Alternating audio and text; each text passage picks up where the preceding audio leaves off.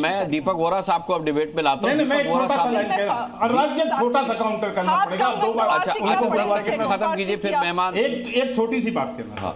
अभी इन्होंने बिहार के संदर्भ में बात किया, मैं इतना ही पूछना चाह रहा हूँ, यदि मैं रिपोर्ट में गलत नहीं हूँ अनुराग जी, तो कांग्रेस पार्टी और विपक्षी पार्टियों ने वहाँ 69 लाख वोट काटने का एक वो दिया है, रिपोर्ट वहाँ दिया। 65 लाख तो चुनाव आयोग कह रहे थे कि हम काटेंगे, यानी काट रहे हैं, उसकी कारण भी बताए। 69 लाख लोगों का ये वोट कटवा रहे हैं। छोड़ दीजिए बिहार को, बिहार पर बैठ लेंगे। सुनिए, मैं वहीं आ रहा हूँ, बस एक ही लाइन का जवाब तो दिया मैंने, इससे ज्यादा क्या बोला कि आप वो तो 65 लाख काट रहे थे, आप तो 69 लाख का लिस्ट दे रहे हैं वहाँ पर, तो आप बिहार के साथ क्या कर रहे हैं पता नहीं। लेकिन अभी एक बात और कहा कि तमाम इन्होंने कहा कि भारत की अर्थव्यवस्था बंटाधार हो जाएगी, ऐसा करें।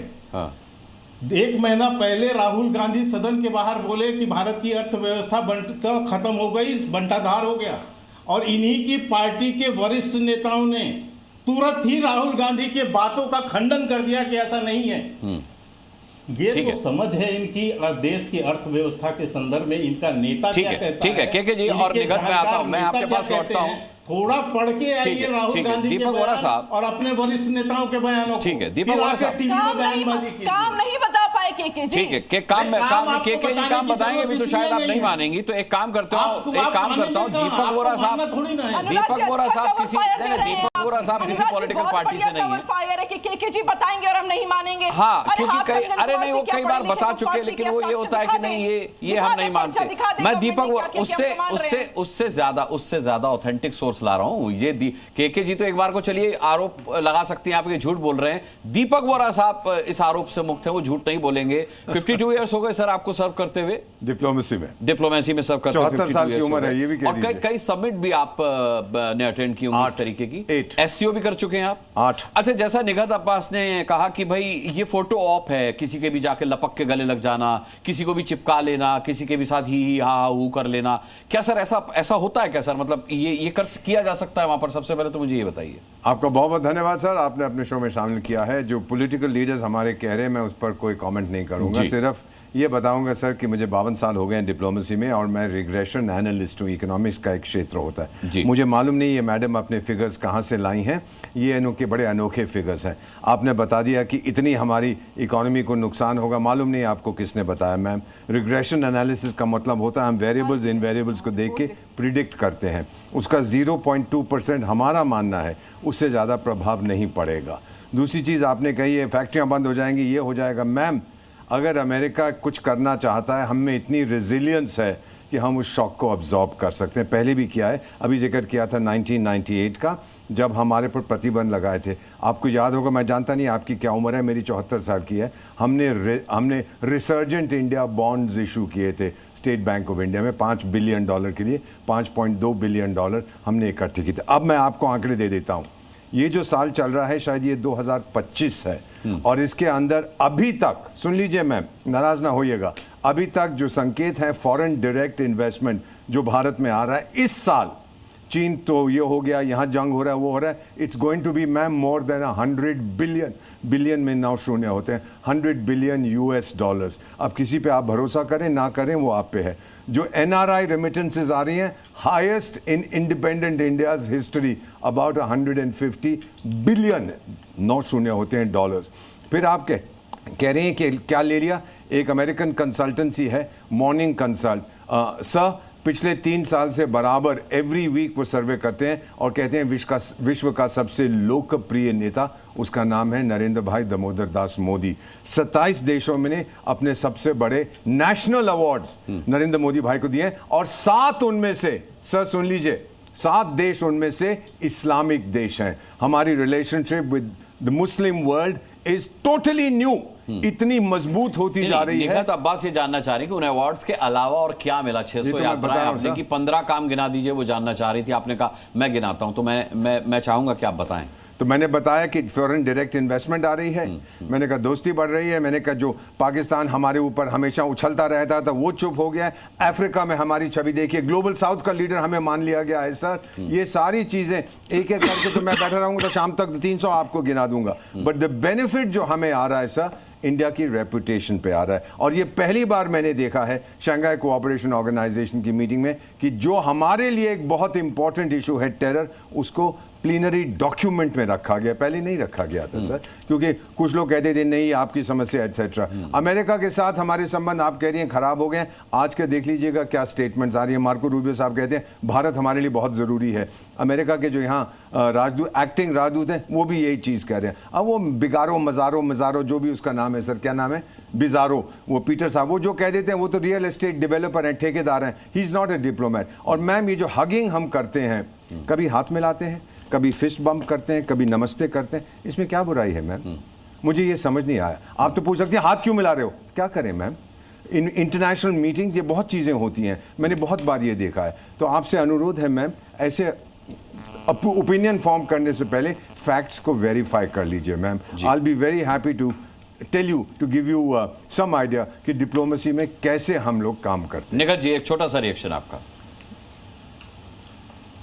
बस एक छोटा सा रिएक्शन और उसके बाद मैं नहीं बोलूंगी, क्योंकि सर मैं आपका बड़ा आदर करती हूँ, आपने मुझे अपनी एज बताई और मेरा झुककर आपको प्रणाम है। पर आपने जब फैक्ट्स पर बात करी तो छोटा सा फैक्ट, आपने कहा क्या तथ्य है और क्या आपका सोर्स ऑफ इंफॉर्मेशन है, तो ये बिजनेस स्टैंडर्ड की, सर मैं चाहती हूँ कैमरामैन थोड़ा पैन करें, जिसमें आरबीआई की रिपोर्ट ने कहा है कि इस तरह जिस प्रकार यूएस टैरिफ बढ़ा रहा है भारत पे, उससे हमारी जीडीपी 0.5 से लेके 1% तक गिर सकती है। ये मैं नहीं कह रही हूँ सर, मुझे कोई शौक नहीं है। नहीं, और ये जो आप सोर्स बता रहे हैं कितना ऑथेंटिक सोर्स है, इसको मैं कैसे मान लूं, मैं कैसे इसकी पुष्टि कर दूं?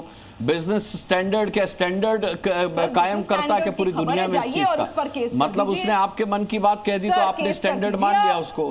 लेकिन ये 52 साल से डिप्लोमेसी में सर्व कर रहे इंसान झूठ बोल रहे हैं, बिजनेस स्टैंडर्ड सच बोल रहा है। मतलब मैं आपकी बात झुठला नहीं रहा हूँ, मतलब दीपक वोरा झूठ बोल रहे हैं, बिजनेस स्टैंडर्ड सही बोल रहा है।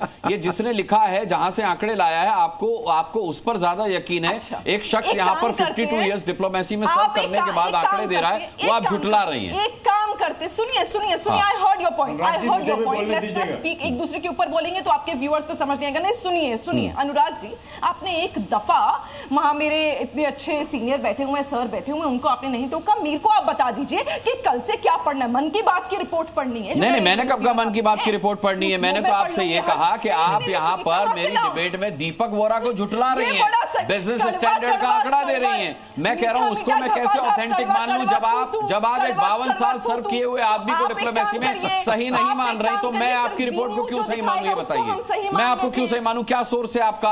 आप मोबाइल में खोल करके मुझे पढ़ा दे रही हैं, क्या सोर्स है कि वो व्हाट्सएप पर नहीं आया आपके पास? मेरे एक्सपर्ट व्हाट्सएप से नहीं आए हैं, आपकी जानकारी मोबाइल पर है, वो व्हाट्सएप से आई हो सकती है, उसको एक बार रीचेक कर लीजिए। निखत, मैं आपसे बस यही कह रहा हूं कि उसको एक बार रीचेक कर लीजिए। जवाब देने मैं आता हूं, थोड़ा सा जवाब देने दीजिएगा। आप पत्रकार होकर ये बात कह रहे हैं कि मैं मैडम मोबाइल की जानकारी पे यकीन नहीं करता, इसलिए कह रहा हूं। आप करती हैं, मैं कह रहा हूं क्रॉस चेक कर लीजिए एक बार। मेरे पास 52 साल डिप्लोमेसी में सर्व किए हुए दीपक वोरा का ऑथेंटिक बयान है, तथ्य है ना। मेरे पास एक शख्स खड़ा है जो 52 साल डिप्लोमेसी में सर्व कर, उसको आप झुठला रही हैं और मैं आपके बिजनेस स्टैंडर्ड की रिपोर्ट मान लूं, ये नहीं हो सकता। मैं कह रहा हूं उसको क्रॉस चेक कर लीजिए। सुनिए अनुराग जी, तो आप पत्रकार होकर ये बात कह रहे हैं और आप मेरे को उम्र की बात का हवाला देकर आप इस बात को झुठला रहे हैं। तो मुझे बताइए, नरेंद्र मोदी जी तो 75 साल के होने वाले हैं, मैं मुख्यमंत्री रह चुके हैं, नहीं, आप 75 सालों से हैं, तो हमें से प्रधानमंत्री की बात मान लेनी चाहिए, क्योंकि उनकी उम्र है, उनको एक्सपीरियंस है, सीएम का भी, पीएम का ही। और मन की बात में जो पीएम बोल दे वो मान लो, लेकिन अगर कोई पत्रकार या कोई फैक्ट चेकिंग हो जाती है उसको मत मानो। फैक्ट चेक करवा लीजिए ना मैडम, उसका जो आंकड़ा आपके पास है उसे तो झुठला रहे हैं, मेरे एक्सपर्ट उसे झुठला रहे हैं। और आपको यकीन नहीं होता तो मेरे साथ रविंद्र सचदेव, उनसे भी मैं बात करूंगा, लेकिन उससे पहले ऋतुराज झा का मैं रुख करूंगा। जो फैक्ट्स ऑपोजिशन देगी वो आपके एक्सपर्ट नहीं, ऑपोजिशन अपनी सहूलियत के हिसाब से फैक्ट्स ला रहा है ना मैडम। अब यहाँ पर दीपक वोरा हुए या फिर रविंद्र सचदेव हुए, ये किसी सोर्स के लिए किसी पे डिपेंड नहीं है, इनका अपना अनुभव है। मैं वो मान लूंगी, आप तो यही चाहते हैं। मैं नहीं, मेरे चाहने ना चाहने से कुछ नहीं होता, मेरे चाहने मुझे अनुराग मैं सिर्फ ये चाहता हूँ जो भी प्रेजेंट करे। मुझे एक छोटी सी बात कहनी है, एक लाइन जरूरी लाइन है जी, सिर्फ एक लाइन के भाई रुक जाइए जरा 1 मिनट में सिर्फ। पहली बात तो ये कि आप मत लड़िए। बिजनेस स्टैंडर्ड की भी किसी रिपोर्ट में ऐसा नहीं लिखा है कि आरबीआई कोई रिपोर्ट 1% गिरा रही है, वो भी बता रही है। मैं उस रिपोर्ट पर आ रहा हूँ, उसी रिपोर्ट पर आ रहा हूँ। उसमें भी कहा गया है S&P ने रेटिंग बढ़ा दी, जो रेटिंग थी BBB- से BBB हो गई, शॉर्ट टर्म रेटिंग A3 से A2 कर दी, यानी भारत का आउटलुक हर एजेंसी आगे बढ़े। कहां से पढ़ के आ रही? अब वही तो मैंने कहा, कौन सा व्हाट्सएप मिल रहा है? इसीलिए गुस्सा हुआ, इसीलिए मैंने कहा किसी पब्लिकेशन को यहाँ पर एक्सपर्ट्स बैठे हुए हैं, हर किसी ने बिजनेस स्टैंडर्ड का भी आपको हवाला दे दिया हर्षवर्धन जी ने। अब ये मत कहिएगा इनका बिजनेस स्टैंडर्ड कहीं और छपता है, आपका कहीं और छपता है।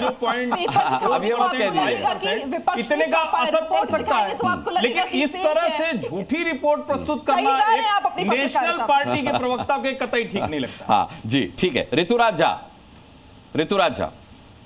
क्या आपको भी लगता है?